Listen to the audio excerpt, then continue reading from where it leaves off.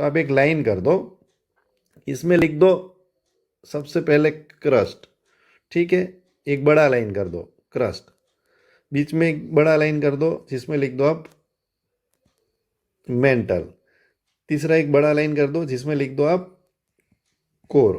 अभी आपको पता है कि क्रस्ट के दो भाग रहते हैं, एक तो इनर क्रस्ट, एक आउटर क्रस्ट, दूसरा रहता है इनर क्रस्ट। मेंटल में भी ऐसे ही दो भाग रहते हैं, अपर मेंटल, लोअर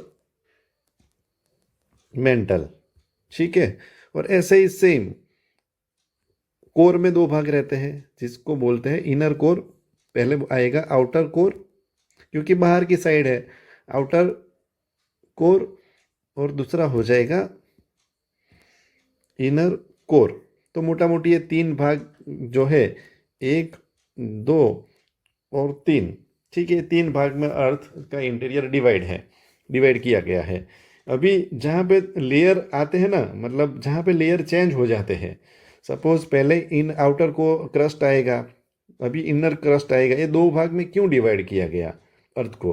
क्योंकि इस दोनों का बिहेवियर अलग है, ये दोनों की फिजिकल प्रॉपर्टीज अलग है, इसलिए ये दोनों को अलग अलग पार्ट में डिवाइड कर दिया है कि इनर क्रस्ट कैसा होगा, आउटर क्रस्ट कैसा होगा, ठीक है। तो इसके हिसाब से ये डिसाइड किया गया है, ठीक है। तो ये अर्थ डिवाइड हो गया। अब देखो पहला अर्थ में लेयर का चेंज कहाँ आता है, तो आउटर कोर और इनर कोर के बीच में आता है, यहाँ पे डॉटेड लाइन कर दो, और इस इधर एक डिसकंटिन्यूटी होगी, कुछ डिसकंटिन्यूटी है उसके बाद ही लेयर चेंज हुआ ना, तो ये डिसकंटिन्यूटी है मोहो डिसकंटिन्यूटी। क्या बोलते हैं, मोहरोवी, क्या मोहो डिसकंटिन्यूटी आप बोल सकते हो, मोहो डिसकंटिन्यूटी, ठीक है। मोहो डिसकंटिन्यूटी हो गया। अब फिर लेयर चेंज हो गया, इनर क्रस्ट के बाद सीधा मेंटल आ रहा है, कुछ लेयर में चेंजेस हो रहा है, सॉरी यहाँ पे हो जाएगा आपका कॉन्ट्रैड डिसकंटिन्यूटी, यहाँ पे हो जाएगा कॉन्ट्रैड डिसकंटिन्यूटी, ठीक है। यहाँ पे क्या हो जाएगा, रेड में कर देते हैं कॉन्ट्रैड डिसकंटिन्यूटी। फिर यहाँ पे देखो लेयर चेंज हो रहा है, इनर क्रस्ट के बाद मेंटल का लेयर आ रहा है, तो यहाँ पे जो डिसकंटिन्यूटी होगी वो कौन सी होगी, मोहो डिसकंटिन्यूटी होगी। फिर मेंटल में भी देखो, अपर मेंटल के बाद लोअर मेंटल में कुछ ना कुछ चेंजेस आ रहे हैं, तो यहाँ पे भी एक डिसकंटिन्यूटी होगी, बराबर, यहाँ पे भी एक डिसकंटिन्यूटी होगी, जिसको क्या बोलेंगे, रेपिटिव डिसकंटिन्यूटी, रेपिटिव डिसकंटिन्यूटी। अब देखो लोअर मेंटल और अपर कोर में भी एक मेंटल आ रही है, ठीक है, तो यहाँ पे भी एक डिसकंटिन्यूटी होगी, तो जिसको बोलेंगे अपर गुटनबर्ग डिसकंटिन्यूटी, गुटनबर्ग डिसकंटिन्यूटी। और आउटर कोर और इनर कोर में भी कुछ ना कुछ लेयर डिफरेंस है, जहाँ पे एक डिसकंटिन्यूटी रहेगी जिसको बोलेंगे लेहमैन डिसकंटिन्यूटी,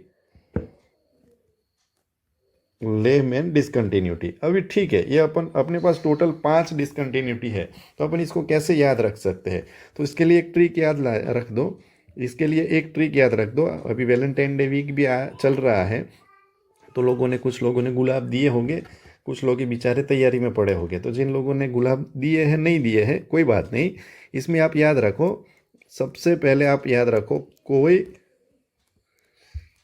मुझे रेड गुलाब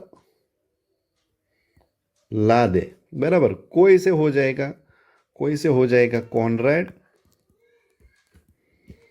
मुझे से हो जाएगा मोहो, रेड से हो जाएगा रेपिटी, गुलाब से हो जाएगा गुटनबर्ग, गुटनबर्ग हो जाएगा, और ला से हो जाएगा लेहमैन,